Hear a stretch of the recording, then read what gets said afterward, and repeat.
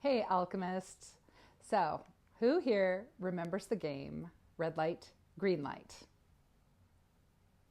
Right? Red light, green light.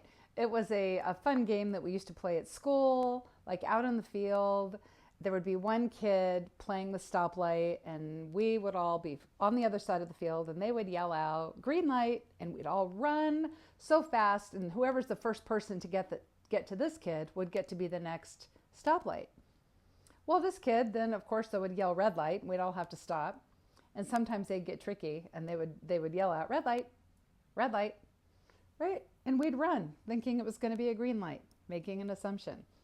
Well, this was a game of focus and awareness, and it is a game that I do believe we continue to play as an adult in this game of life that we as a soul are participating in. So today I want to share some insights and inspiration that I got when I was listening to the audiobook of Green Lights by Matthew McConaughey, where he shared his own experiences of red lights, yellow lights, and green lights. And so I want to talk about those in our own experience, like as a metaphor. They're metaphors, of course. But of course, first of all, the red light, we all know what a red light is, what it feels like, right? It feels like a big, fat no. Like, just stop. Just stop. Do not go. Okay? It feels like a big, fat no. Now, what is important for us to recognize about red lights is just because we had a red light and we've come to a stop, it does not mean that the universe does not want us to have something. Okay, it also is not necessarily, it doesn't necessarily mean that the answer to a prayer is no. Now think about this, right? I had to think about this because I did used to think that the answer to a prayer could be no. I did used to think that. The universe, though, always says yes because we have free will. As a soul experiencing a physical life, the game is to remember who we are and call that forth. Well, that happens through choices we make that honor the divine within us, but we don't always remember the divine within us. Sometimes we make choices that fail to honor the divine within us. Okay, so the universe is always interacting with us, but we are still the ones that get to make the choices. So we may have made a choice in our past, and maybe it didn't come out so good. Okay, so, but it doesn't mean that the universe is trying to keep us stuck or hold us back.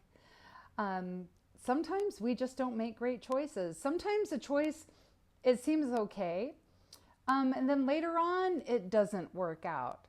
Okay, but it doesn't mean that the universe changed its mind about what we were doing. Right? The universe does not manipulate or trick us. The universe, no matter what our choice, it provides for our choices, right? It provides for our choices. So imagine that you want to plant a garden, okay? But imagine that you plant a garden and it's all corn. Now, is your garden going to speak up and say, you know, your digestive tract doesn't like corn so much. We're going to change this corn into tomatoes. Everybody loves tomatoes, right? Your garden is not going to dictate what you're growing, right? Whether you consciously plant those corn seeds or maybe you unconsciously just plant some random seeds you found. The soil, the nurturing soil will nurture those seeds and they will just grow, right? So whether we are consciously planting our seeds in the universe or unconsciously planting those seeds, the universe is still always supporting that. So I like to look at the experience of a red light, okay, like this. Even though we may be feeling like things aren't working out for us, we may be feeling like, oh God, everything's come to a grinding halt in my life. Think about what an actual stoplight does when you have a red light. You have to stop and pause, right? You sit there for a minute. Some stoplights, maybe a couple minutes, or it just feels like it. So what do you do at a pause? I know myself that maybe I will change audiobooks I'm listening to. Maybe I'll choose an audiobook over my Spotify playlist, okay? But it's a moment to pause. You're at the stoplight, you pause, you look around, right? You take in, you get more awareness when you look around at your environment, right? So even if it feels like in your life that things aren't working out, our metaphorical red light, it still serves as a pause so we can remember who we are. And here, now we can reevaluate where our attention is, right? Are we focused on life happens to me, right? I don't get a break. I'm so unlucky. There's nothing I can do to change my situation. I have no power here.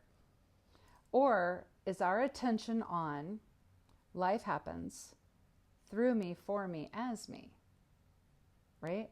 I am a partner with life. I am participating with life. Now, if you find yourself at a red light and you are feeling stuck and you feel like you have no power, this moment where you can reevaluate is that moment to pause and remind yourself, all right, God is all things, and that means me. And that means my ideas and my insights and my inspiration, right? God is all things, and the activity of God is everywhere present. So this is the gift of a red light when we experience one, to pause and remember who we are. Now the yellow light, of course, we have a lot of yellow lights probably. And the yellow light is to proceed with caution, but proceed. Now in life, how a yellow light might look is, of course, we're pulling up to an intersection, right? A green light turns yellow, but maybe our car's already past the sidewalk. So we just give a little extra gas and go, right? And we make it across the intersection even before it turns red. But sometimes we get a yellow light and we're still 4 car lengths away from the actual intersection. So here we might decide, okay, I'll slow down and I'll just pause at the red light. Or sometimes we floor it anyway, right? And we hit the gas and we go sailing across that intersection, right? And we may think, of course, we could cause an accident, hopefully not, but don't run a red light, folks. But sometimes we get away with it, right? We've all been there. Okay, so we might get away with it and we might be on the other side thinking, yeah, I got away with something. And maybe we did. Or maybe we look in our rearview mirror and there's some flashing red and blue lights behind us. Okay. So the yellow light, proceed with caution, but proceed. In our real lives, metaphorically, what the yellow light could be representing is a moment when we might be tempted to act impulsively. We might be tempted to make a rash decision out of desperation, right? We may think like, well, what I really want to create in my life is this beautiful thing, but it's not happening. And this little thing, that I could settle for, I guess. I guess I could make it work. Maybe I should just settle for that. And so, right? What this means is if we're tempted to act impulsively, thinking we might need to manipulate our environment to get what we want, it just means that we're not acting in faith.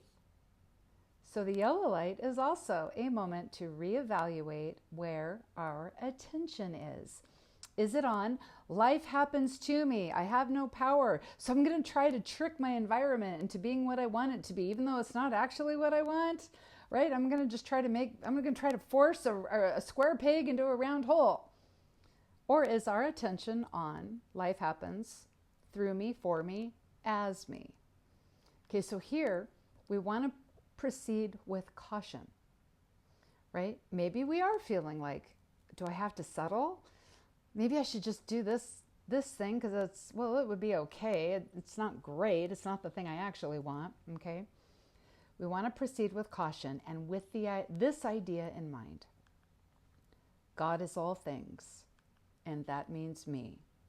And I create in my world as the universe creates in the whole. I mean, I am created in the image and likeness of my creator, right?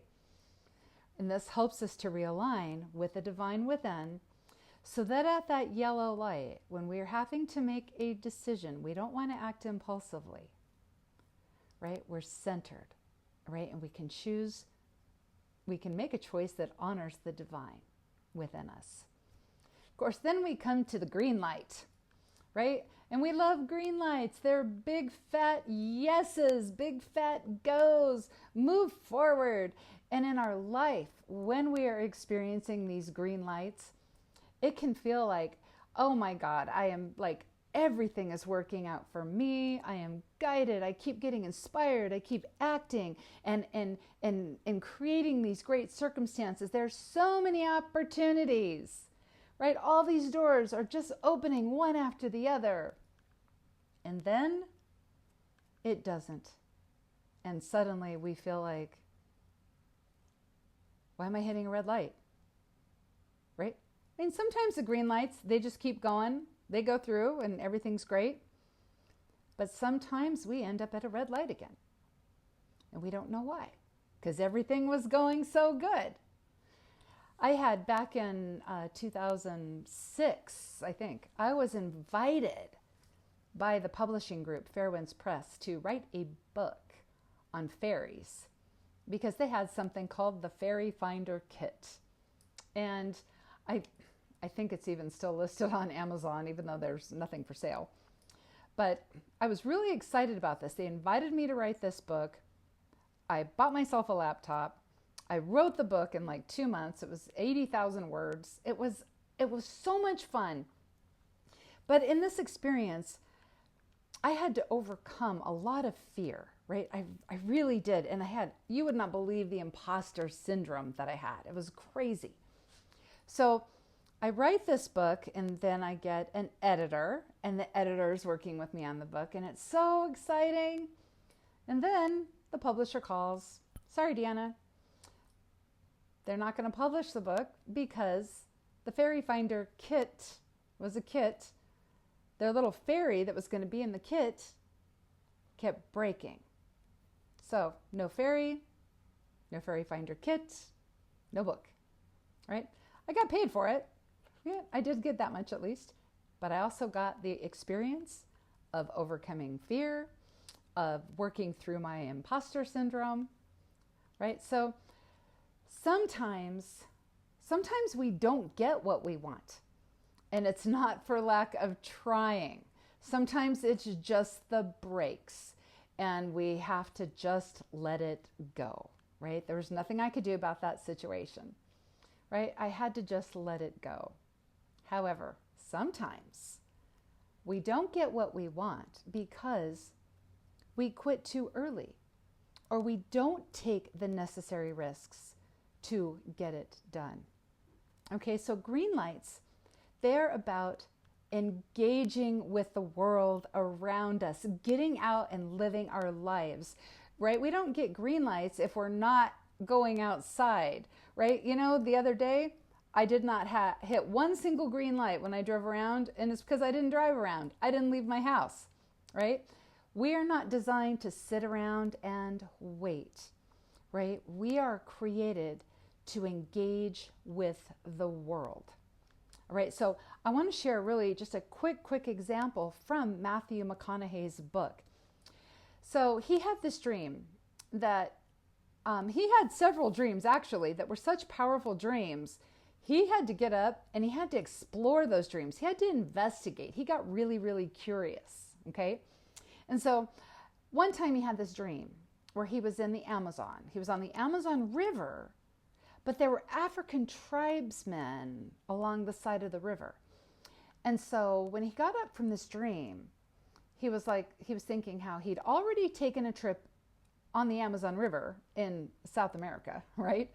He'd already gone down the Amazon River, so he thought, this must be a dream about going to Africa. So he's thinking, like, where would I even go in Africa, right? He had no idea. But then he was listening to this musician that he really loved, that never got super popular here in the US, but was really popular in Africa and in Europe somewhere. But this guy was known as the African Blues Man. And he's listening to this music, and he's like, wait, isn't this guy from Africa? So he researches it, yes, and he finds where this guy lives. So he decides, well, I guess that's where I'm starting, right? And he got his starting point. And so he went to Africa. He got himself a guide. The guide took him to meet this musician. And that was just the beginning of the trip.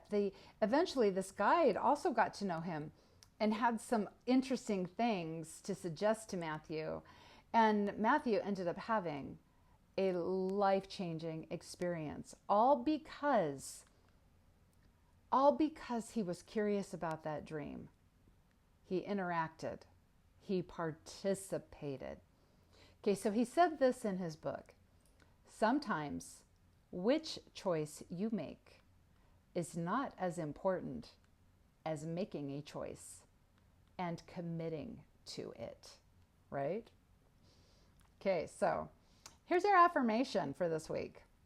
I'm going to say it and then let's say it together. Whatever happens, I can choose again. Yes. Whatever happens, I can choose again. Our lives are filled with metaphorical red lights, yellow lights, and green lights. And so my invitation to you is to pay attention as you are going through your day, right? Pay attention. And do you feel like you're hitting a lot of like metaphorical red lights? Like, do you feel like the universe, right? But it's our higher selves. Like there's just big stop, like just stop, or maybe yellow lights. So if we feel like we're hitting a lot of stop, right? Or proceed with caution. Remember, that is a moment where we can reevaluate where our attention is, right? Where's my attention? Is it on, I have no power here and I'm stuck and I can't do anything with my life? Or is our attention on, wait, life happens through me, for me, as me. I'm a participant here. I'm a participant, okay? How about sometimes we go through our life and it doesn't seem like we have any red lights or any yellow lights or even any green lights. So if you feel like you're not hitting any lights at all, it might mean that you need to leave the house, okay? Right? Meaning, are you out living your life? Right? And if you're not, it might be time to double down on doing that thing that feeds you, that gets you inspired and gets you filled with ideas, right? And get you ready to like listen and act, right? When you hear that voice, the feeling, the knowing of divine guiding you, right? Did you have a really interesting dream and did you get curious about it? Or did you just think, oh, it's just a dream, right? See, to create these green lights, we've got to really get into our lives, right? We live and then we learn, and we live and we thrive, and it never means life is perfect. Oh gosh, no, but we get really good at pivoting. We get really good at reevaluating, right? Am I aligned with life or am I blaming life, right? Where are we? And if we are blaming life or feeling like we have no power, we get to choose again. So we honor our lives by living these lives, and we will always get a return on our investment, right? When we march forward more authentically, we are living in our authentic, like in our big S self, right? Big capital S, right? Big S self. Now, Matthew McConaughey says this: we all have scars, we're gonna get more. So rather than struggle against time and waste it, let's dance with time and redeem it. 'Cause we don't live longer when we try not to die. We live longer when we're too busy living, right? Getting busy living. That is how we are creating heaven on earth. So until next time, remember, that you are divinely designed to be doing all of this. You are a one-time, one-of-a-kind cosmic event. In everything you do, you are blessed. And so it is.